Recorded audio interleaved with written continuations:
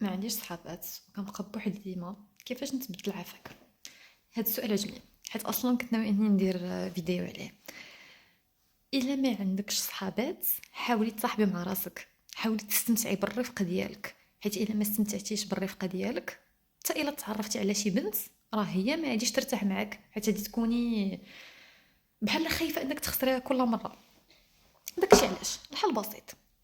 اول حاجه تعلمي تبغي راسك، تيقي في راسك. كيفاش؟ حاولي تجلسي مع راسك وشوفي شنو هما الحوايج اللي كيعجبوك، بداي ديريهم. كيعجبك ترسمي رسمي، كيعجبك تقراي كتوبه قراي كتوبه، كيعجبك تخرجي تمشي وكتحسي بالراحه سيري خرجي تمشي. والا ما كنتيش عارفه شنو هما الحوايج اللي كيعجبوك، شوفي بينترست راه عامر بالافكار وبداي ديري دوك الاقتراحات. هل من موراها حاولي تدخلي لدي جروب فيسبوك، اجوتي بنات اللي من المدينه ديالك وتلاقي مع شي وحده، وهكاك راه كتكونوا الصداقات.